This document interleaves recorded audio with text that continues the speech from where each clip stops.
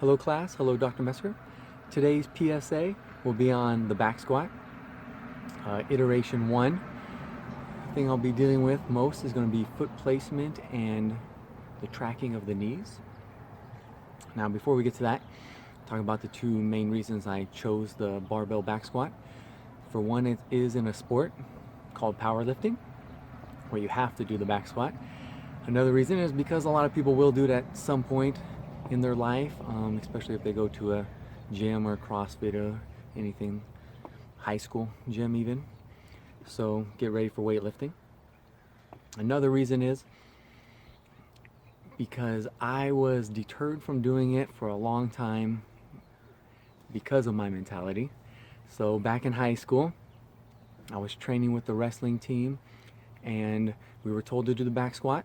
Now, I don't remember everything that was said, so maybe the coach gave us some cues, maybe, maybe he did just expect us to know, but I remember going with two of my friends, one of them being Greg Bell, who was the varsity catcher at the time, and probably a stronger individual then than I am now. And we went from 25s very quickly to 45s to 70s, and by the time we got to 90s, I was done. We're doing sets of 5, so I went for it and I got 2 horrible reps, partial reps, and no joke, I walked away from the rack and never went back for, sad to say, nearly 20 years.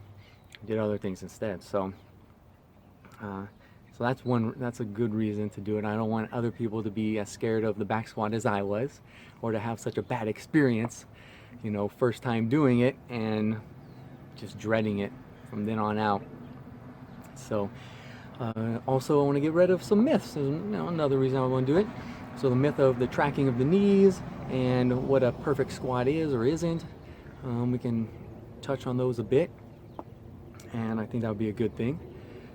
Very quickly we'll talk about the muscles used as well, mainly of the quadriceps, hamstrings, core, spinal erectors, whatnot. We'll put that in the sequence. So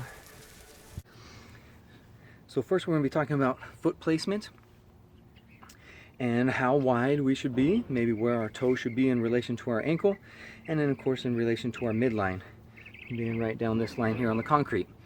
So in general, the more narrow my legs, right, the more narrow my feet are, the closer they are together, parallel they will be. Okay, as they go away from my midline and they start going out, the toe is going to start going wider than my ankle. It's going to be starting to get a greater angle upon my foot in relation to my body, be sticking out more and more. Now of course we could do something crazy like a sumo, maybe modified sumo, more conventional and narrow. All of those are okay.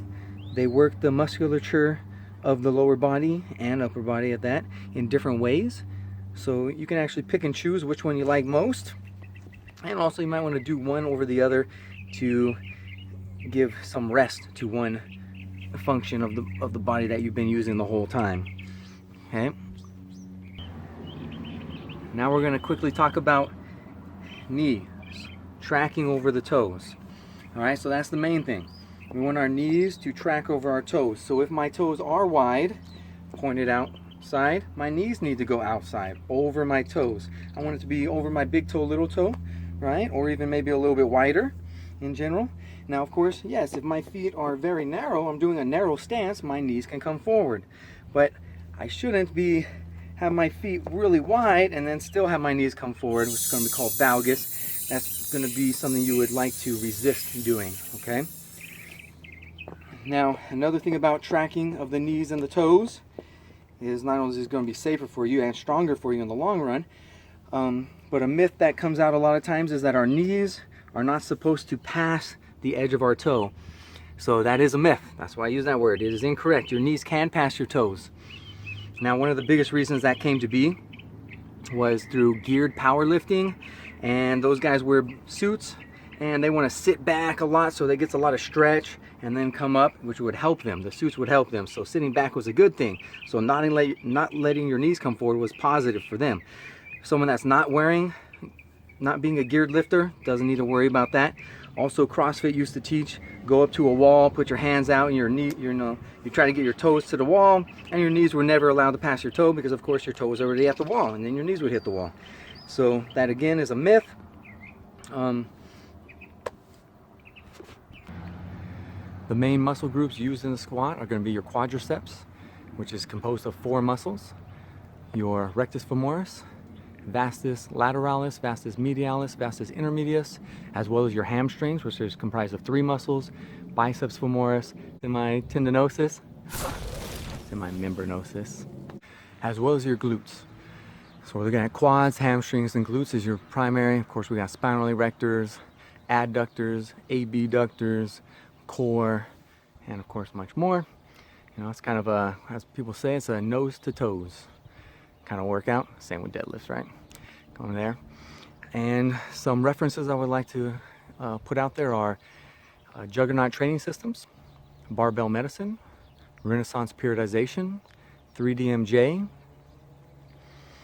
Stronger by Science, to name a few. And thank you for sticking around to the end of this first iteration of back squat, foot placement, and tracking of the knees. Thank you.